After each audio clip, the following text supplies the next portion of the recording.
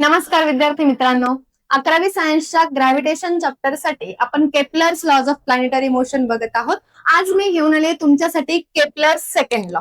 Okay, Kepler's first law आपण बघितला आहे. आज आपण बघूया केपलर्स सेकंड लॉ.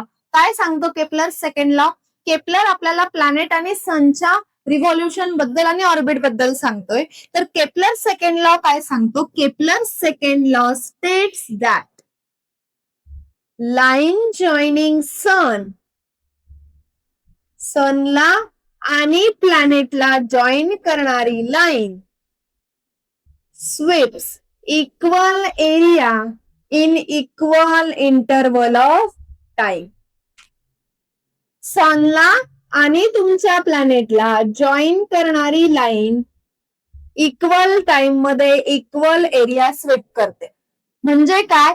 तुमचा प्लॅनेट जो आहे तो सनच्या अराउंड इलिप्टिकल ऑर्बिट मध्ये फिरतोय, बरोबर आहे. प्लॅनेट तुमच्या इकडे A1 पोझिशनला असेल, तो तिथून A2 पोझिशनला जाईपर्यंत जेवढा एरिया जेवढ्या टाइम मध्ये कव्हर करेल तेवढाच एरिया तेवढाच टाइम त्याला लागेल B1 टू B2 जाण्यासाठी.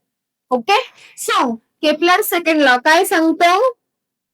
Line joining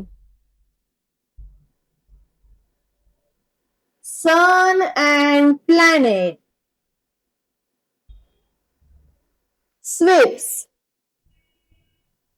equal area in equal interval of time. Equal time interval मध्ये तुमचा प्लॅनेट इक्वल एरिया स्वीप करतो. म्हणजे तो जेव्हा ट्रॅव्हल करणार आहे त्या इलिप्सच्या फोकायवरती तो इक्वल टाइम मध्ये इक्वल एरिया स्वीप करणार आहे. Line joining sun and planet sweeps equal area in equal interval of time. This is Kepler's second law of planetary motion. Thank you.